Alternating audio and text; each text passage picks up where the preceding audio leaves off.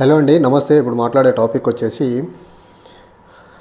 South Coast railway zone. ఇదే Visakha railway zone.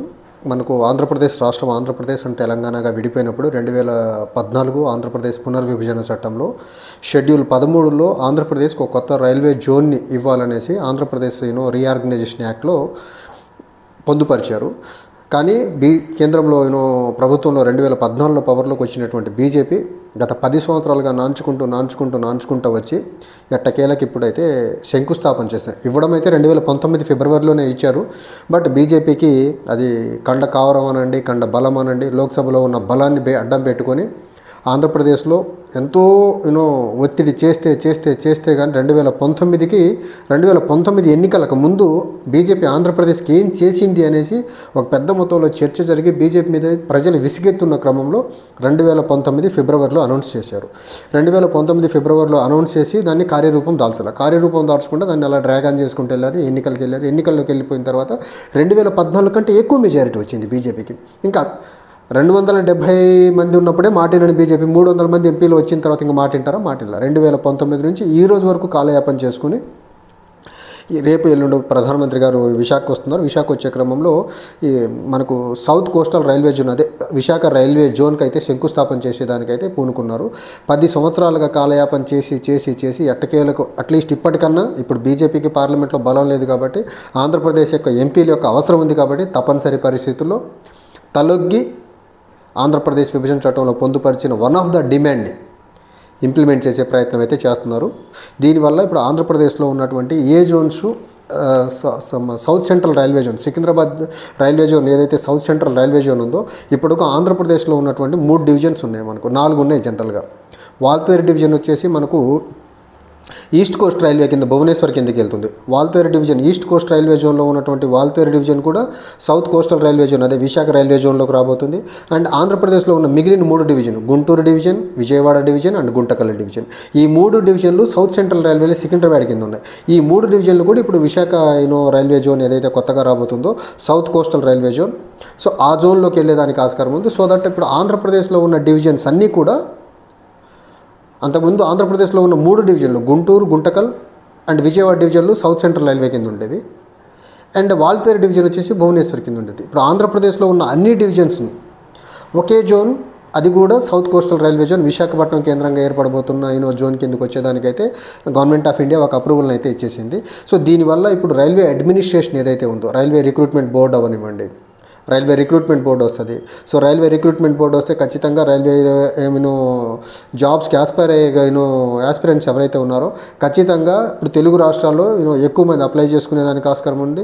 And ఎక్కువ మంది వేరే రాష్ట్రాలకు వెళ్లకుండా ఖచ్చితంగా ఇప్పుడు రైల్వే జాబ్స్కి సొంత రాష్ట్రంలో జాబ్స్ కొంచెం ఎక్కువ వచ్చేదానికైతే ఆస్కారం ఉంది రైల్వే జాబ్స్ పరంగా. ఆఫ్కోర్స్ 2014 నుంచి నరేంద్ర మోదీ ప్రధాని అయిన తర్వాత రైల్వే జాబ్స్ అన్నీ మెల్లగా గ్రాడ్యువల్గా తగ్గించుకుంటూ వస్తున్నారు. బట్ స్టిల్ కొన్ని కాంట్రాక్ట్ బేస్డ్ ఉద్యోగాలు ఉంటాయి, కొన్ని రైల్వే పరంగా జరిగిపోయే బిజినెస్ కార్యకలాపాలు ఏవైతే ఉంటాయో అడిషనల్గా జరిగేదానికి ఆస్కారం ఉంది. అడిషనల్గా జరిగే దాంట్లో ఆంధ్రప్రదేశ్ ప్రజలకు ఎంతో కొంత మేలు జరిగేదానికైతే ఆస్కారం ఉంది. సో బీజేపీ విభజన చట్టంలో పొందుపరిచిన అంశాల్లో ఇప్పటికీ ఒక అంశాన్ని కూడా కంప్లీట్గా పూర్తి చేయాలి. పోలవరం ప్రాజెక్ట్ పూర్తి అవ్వలేదు, కడప స్టీల్ ప్లాంట్ ఇవ్వలేదు, రైల్వే జోన్ ఇంకా ఇప్పుడు శంకుస్థాపన రేపు చేయబోతున్నారు 10 సంవత్సరాల తర్వాత మనకు ఎయిమ్స్ హాస్పిటల్ ఆంధ్రప్రదేశ్కి ఇవ్వాలి. మంగళగిరి దగ్గర శంకుస్థాపన జరిగింది, ఇంకా కంప్లీట్ అయితే అవ్వలేదు ఎయిమ్స్ హాస్పిటల్ కూడా. ఇలా ఆంధ్రప్రదేశ్ విభజన చట్టంలో పొందుపరిచిన అంశాలు ఏది కూడా 10 సంవత్సరాల కాలయాపన చేసుకుంటూ వచ్చారు. కానీ బీజేపీకి సెంటర్లో బలం ఎక్కువగా ఉండటం వల్ల ఏది ఆంధ్రప్రదేశ్ నుంచి వెళ్ళిన ఏ డిమాండ్ని కూడా వాళ్ళు పూర్తిగా ఫుల్ఫిల్ చేయాలి. అది చట్టబద్ధంగా ఉన్న డిమాండ్స్. ఇప్పుడు గతి లేని పరిస్థితుల్లో బీజేపీకి లోక్సభలో బలం లేదు కాబట్టి Andhra Pradesh as well as BJP రాష్ట్రాలకు ఉన్నటువంటి లోక్సభ ఎంపీల మీద ఆధారపడి ఆ ప్రభుత్వం నడుస్తుంది కాబట్టి తప్పనిసరి పరిస్థితుల్లో చట్టబద్ధంగా రావాల్సినవి ఇచ్చే ప్రయత్నం చేస్తున్నారు. అది కూడా 10 సంవత్సరాల తర్వాత చేస్తున్నారు. సో బీజేపీకి బలం ఉంటే ఒకలాగా లోక్సభలో, బలం లేకపోతే ఇంకోలా చేస్తుంది. సేమ్ నరేంద్ర మోదీ కూడా తనకు లోక్సభలో బలం ఉన్నప్పుడు రాష్ట్రాల పట్ల చూపించిన వివక్ష ఒకలా ఉండింది. డెవలప్మెంటల్ ప్రాజెక్ట్స్ పరంగా, ఫండ్స్ పరంగా, లేకపోతే రాష్ట్రాలకు ఇచ్చే నిధుల పరంగా. ఇప్పుడు బలం లేదు కాబట్టి తలొగ్గి పనిచేసే పరిస్థితిలో ఉన్నారు.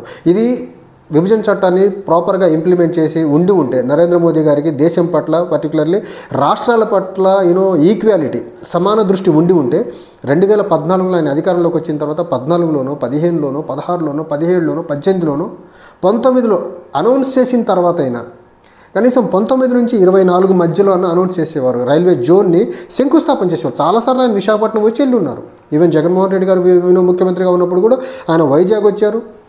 వైజాగ్ మీటింగ్లో జగన్మోహన్ రెడ్డి గారు ఇక్కడ విశాఖ రైల్వే జోన్ రావాలి, మీరు ఇవ్వాలి, అది ఇంకా శంకుస్థాపన చేయలేదని అడిగారు, చేయలేదు. కానీ అప్పుడు ఏంటంటే వాళ్ళకి బలం ఉంది కాబట్టి ఆంధ్రప్రదేశ్ నుంచి ఆంధ్రప్రదేశ్కి రావాల్సినవి ఇవ్వాలి. ఇప్పుడు బలం లేదు కాబట్టి తప్పనిసరి పరిస్థితుల్లో ఇవ్వాలి కాబట్టి ఇస్తున్నారు.